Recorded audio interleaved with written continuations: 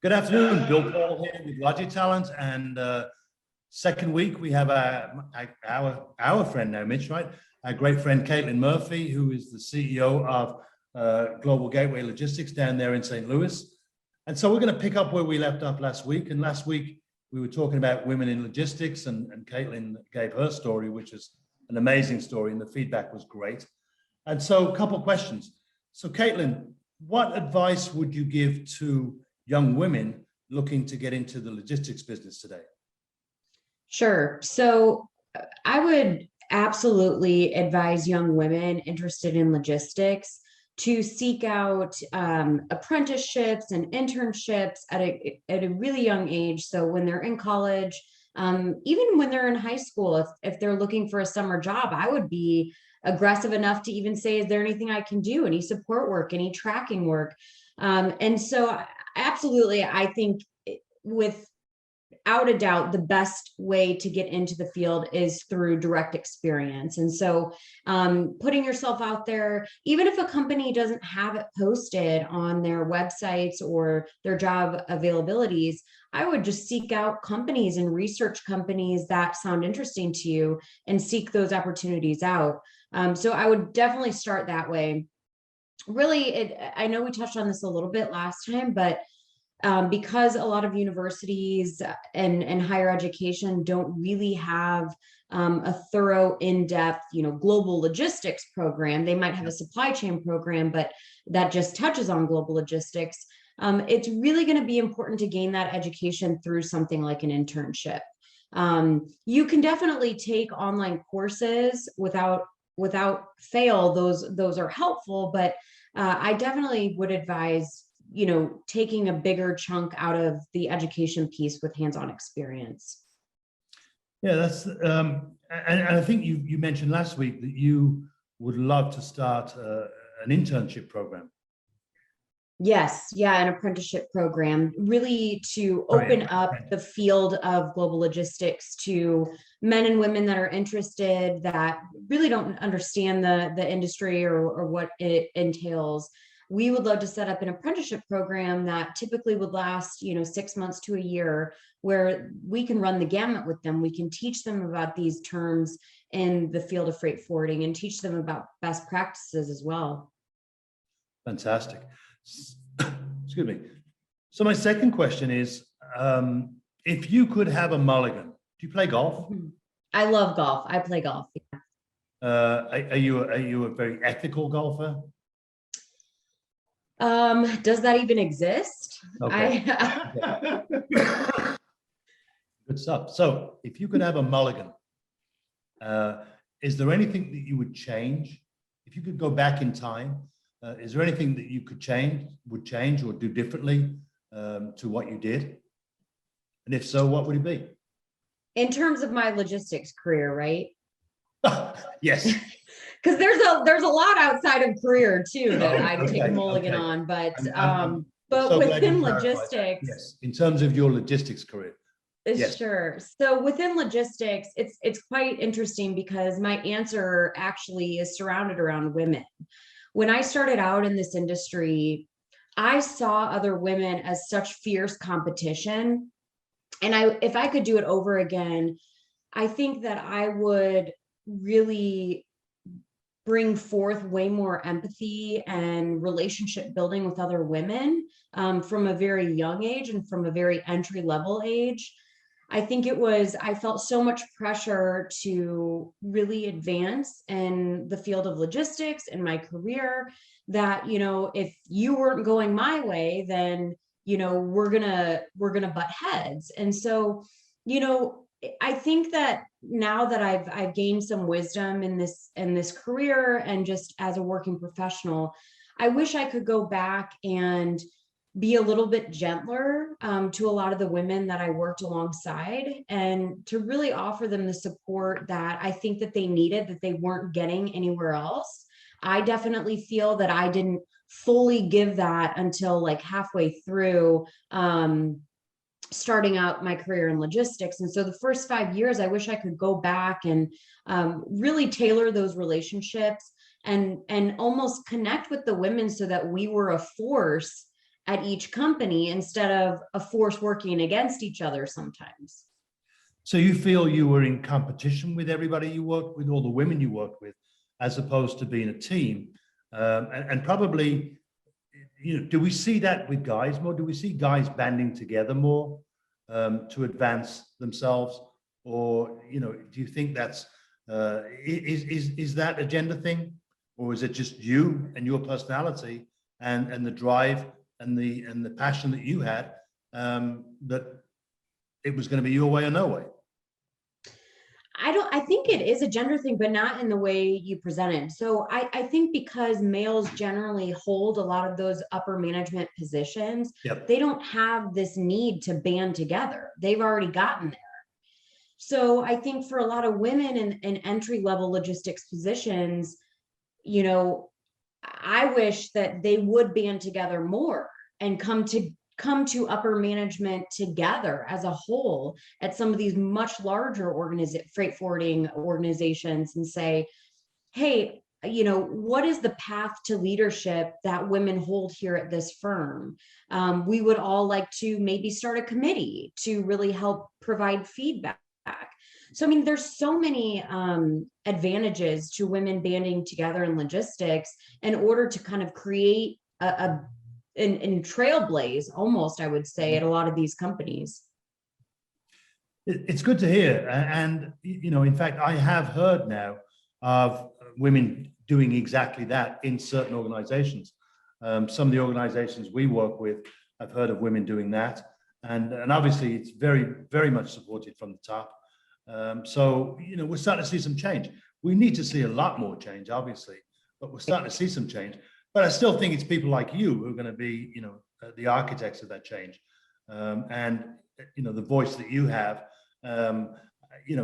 more and more of these videos, to see people like you getting out there. And there's another group of women that I have some connections with, and they've been doing it as a group of 5.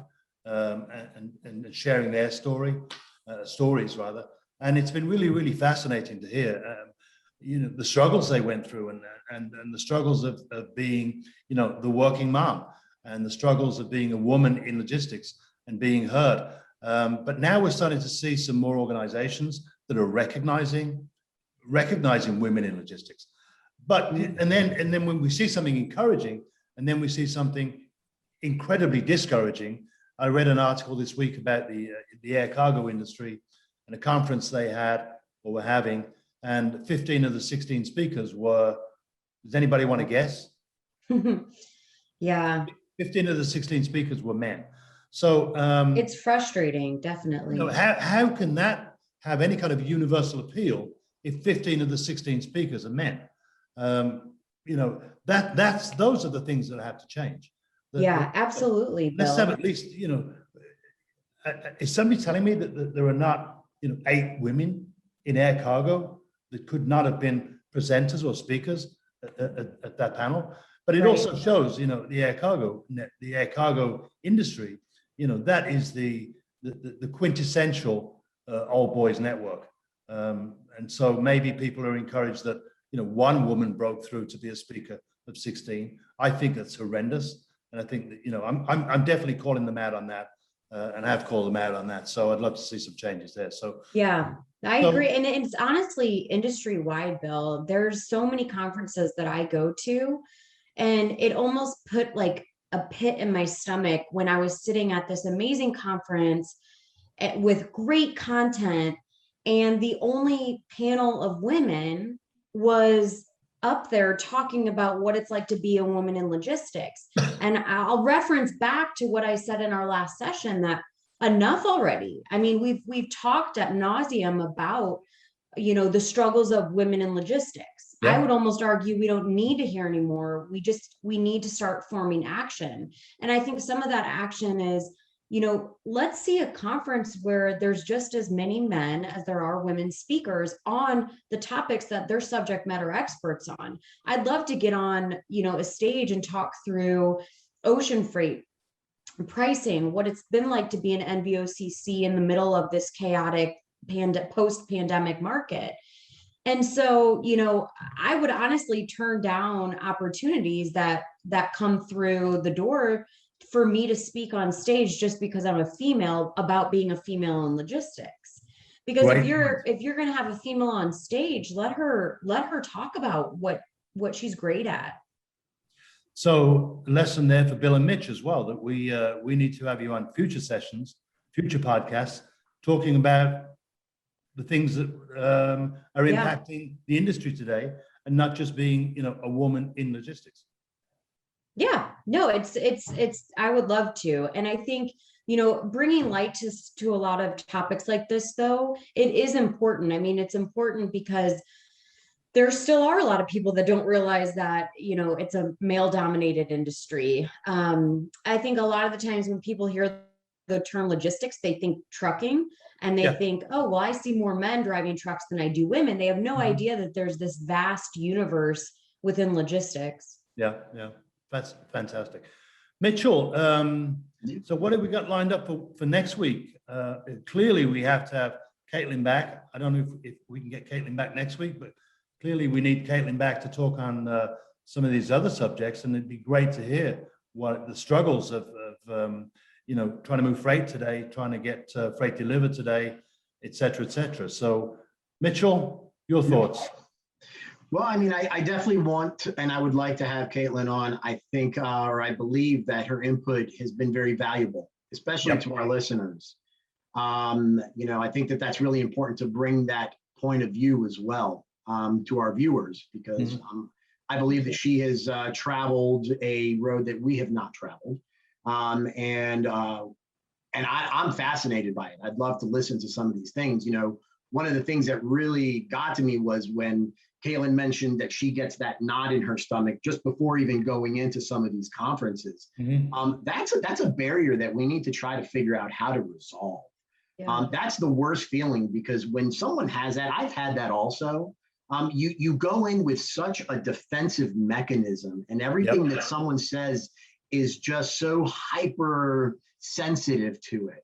And I think that the way that Caitlin speaks about it and educates people, and especially with all of the success and the continued success, we need to bring that out there. And I would love to have Caitlin on the show all the time, just to get that point of view of even a business owner, because at the end of the day, we don't want to see her as a woman in logistics. We want to see her as a business owner in logistics.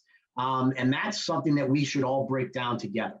And it's been great. The viewers have loved the topic. I've gotten emails of, I have one question that I do want to ask you, Caitlin, that I get is, I do have quite a bit of female followers on LinkedIn. What are some of the organizations that they can join that you're a part of? That's one thing I get a lot of. Gosh, there's so many. I like to really diversify as well when I'm looking at organizations I want to be a part of. So there's some within logistics. I would actually say there should be more of an organization just dedicated to female freight forwarders. I think, again, a lot of the times there's like women in logistics organization, and several more that really encompass all fields of logistics. I would really like to see, and maybe who knows, one day I'll help build something like it where we can have just all female freight forwarders. Bill's introduced me to a few that I just think are phenomenal. And of course, I have several that I know with my career. So the ones that I'm a part of, though, I love the Young Freight Forwarders Association. And I'm sad to say that I didn't know about it until I met you, Mitchell. And I love the idea of bringing youth into freight forwarding and really appealing to that generation. So I think that organization is amazing. In terms of, professional organizations we're a part of World Cargo Alliance, or WCA family. I think I've been a part of them at several firms I've worked for in the past. I think they're a top-notch organization for freight forwarders. And then I really like to seek out organizations locally of just women. So I have this amazing group of 6 women that I meet with once a month, and each one of us bring one problem we're experiencing with our businesses to the table. And we go through rounds of discussion and questioning, and then they provide their feedback. And then you have to leave that day with action items. How are you going to solve this problem? And they have been such an incredible force of support and just encouragement, really, as a business owner. But then also these women that have their own businesses unrelated to logistics, they're shining light on how to solve my problems in such a different way than I'm thinking about. So it's really thinking outside of the box. I would absolutely advise any woman in logistics and freight forwarding or looking to get into it, find yourself a group of women, of professional women that you can get together with, or that you can call, they're on speed dial, and let them be your anchor, part of your anchor network when the seas are rough and you need assistance and advice on how to steer the ship through the storm. That's great. Fantastic. And then if you could also, if you can email me maybe a couple of links that I could post at the bottom of of the video to where some women can actually go straight to the link. I'll also add your email as well to the link so they could all contact you directly. So I know it's kind of been a crazy week, guys, and it's just been crazy within the industry, but we are running out of time. I know that we all have a couple of hard stops, but for next week, we would love to have you. I know this is going to be asking for a lot, but we would love to have you back on next week. We have a surprise guest. We would love everyone to kind of just keep it quiet, and we'll kind of make the announcement later next week, but we would love to have you back on the show if that's okay. Sure. Yeah. What do you think, Bill?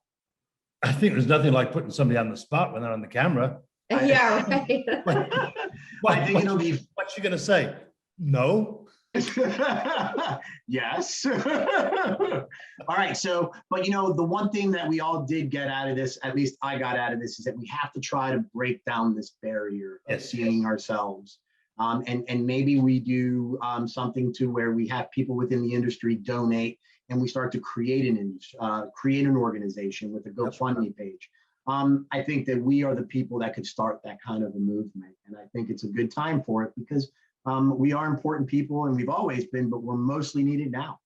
So, and some of the things that we've accomplished as individuals is great, and to share it with everyone within this platform is also great. So, thank you guys so much. Bill, anything else, Caitlin?